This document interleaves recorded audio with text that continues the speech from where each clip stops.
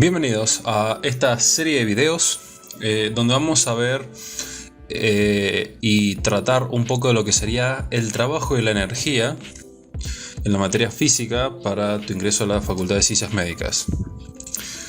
Bien, vamos a comenzar con este tema. Es un tema muy lindo, muy utilizado. Es un tema que nos va a dar una introducción para que posteriormente nos adentremos a la parte de calorimetría, así que es muy importante que aprendamos todo lo que sería la parte de unidades y sobre todo cuando veamos la temática de la termodinámica. Bien, comenzaremos con la definición de trabajo. Bien, vamos a decir que el trabajo será el producto de una fuerza aplicada a un cuerpo y el desplazamiento de este cuerpo, ¿sí?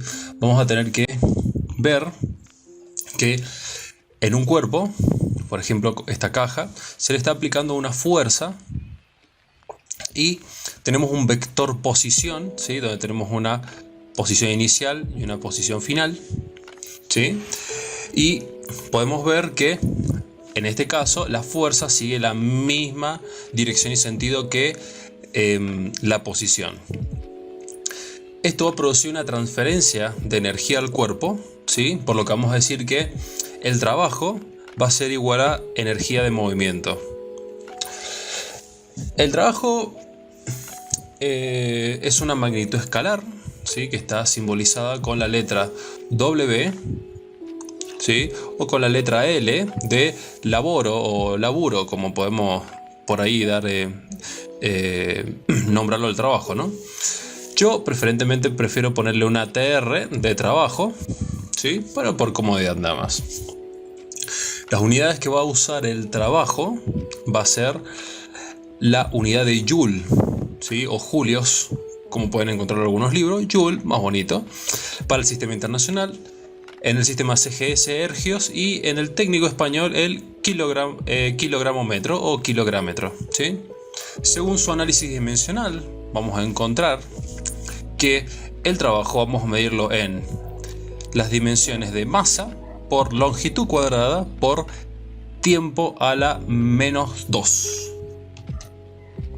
Nuestra ecuación general, asimismo, va a quedar definida por que el trabajo va a ser igual a la fuerza por la variación de la posición por el coseno del ángulo que conforma la fuerza y el vector posición. Por eso yo les nombré al principio acá que vamos a tener esta fuerza con esta variación de la posición. Acá le pone distancia, por distancia también es lo mismo, ¿no? Nada más que la distancia hace referencia a un escalar. Acá tenemos que tener en cuenta que es un vector y es la misma composición o la misma fórmula, la misma forma que estudiamos al principio en producto escalar, donde decíamos que el producto escalar, ¿sí? Entre los vectores iba a ser el producto del vector A por el vector B por el coseno del ángulo que estos dos conforman, ¿sí? Fijémonos que acá tenemos el vector A, vendría a ser la fuerza, y el vector B estaría siendo la variación de la posición.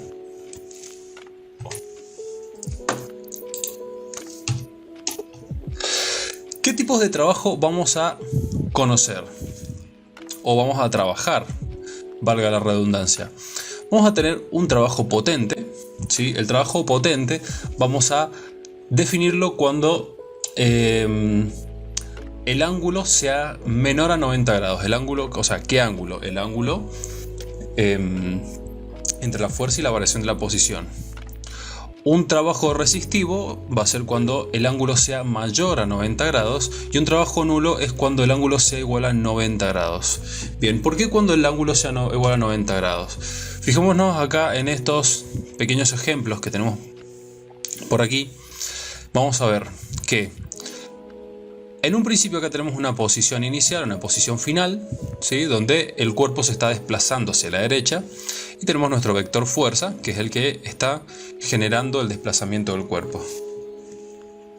Acá este va a considerarse un trabajo potente, ¿sí? Sumamente potente, porque fíjense que la flecha con la que se va a desplazar ¿sí? O sea, la variación de la posición de este cuerpo va a tener la misma dirección y sentido que esta fuerza.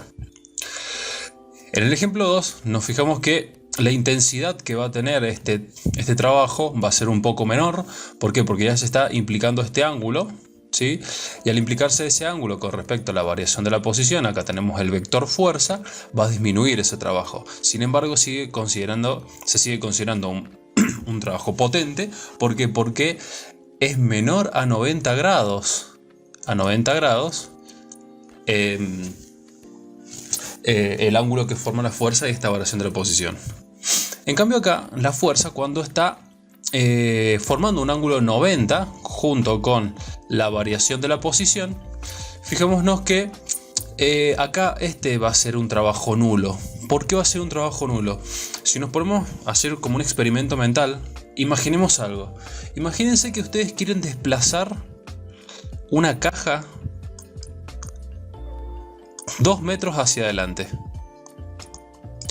Pero en vez de hacerle fuerza hacia adelante, comienzan a hacer fuerza hacia arriba. ¿La caja se va a desplazar 2 metros?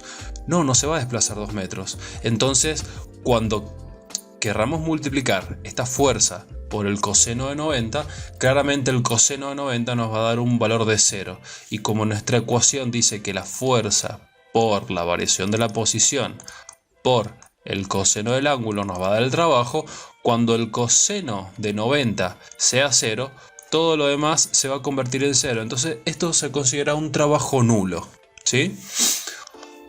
Ya cuando la fuerza sobrepasa los 90 grados, ¿sí? Fíjense que nosotros siempre tomamos los ángulos a partir del semieje positivo de las X. Se lo va a empezar a considerar un trabajo resistivo. ¿Por qué? Porque el desplazamiento es hacia la derecha, por ejemplo, en este caso, pero la fuerza va hacia el lado contrario. Sin embargo, el objeto se sigue desplazando hacia la derecha. Por ende, si mi objeto se desplaza hacia allá y la fuerza yo la hago hacia atrás, es una fuerza que está tendiendo a frenar el movimiento. Esa fuerza que tiende a frenar el movimiento sigue siendo un trabajo. ¿Por qué? Porque sigue habiendo un desplazamiento. Esto se va a considerar un trabajo resistivo, ¿sí? Porque se está resistiendo el movimiento.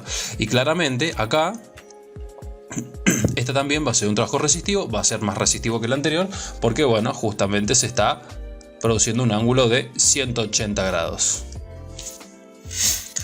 El trabajo, al ser una unidad escalar, ¿sí? Todos sus módulos se van a tender a sumar, ¿sí? Vamos a ver que vamos a tener a veces trabajos con el signo negativo y a veces trabajos con el signo positivo, ¿sí? Esto no importa, esto nos está dando una información de qué es lo que está ocurriendo realmente, ¿sí? Entonces, cuando decimos que el trabajo, al ser una unidad escalar, se suman todos sus módulos, vamos a decir que la sumatoria de todos los trabajos, o sea, de lo que sería el trabajo resultante, va a ser igual al trabajo neto. Si yo tengo 2000 joules de trabajo positivo, ¿sí? 2000 joules de trabajo positivo, y tengo por otro lado otra fuerza que me está generando una fuerza de menos 1000 joules, y claramente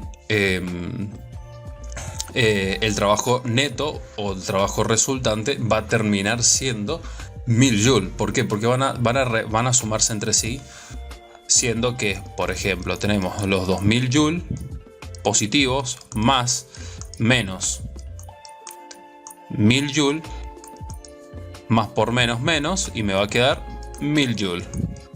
Un ejemplo rápido, conciso, para que se entienda cómo se trabaja esto.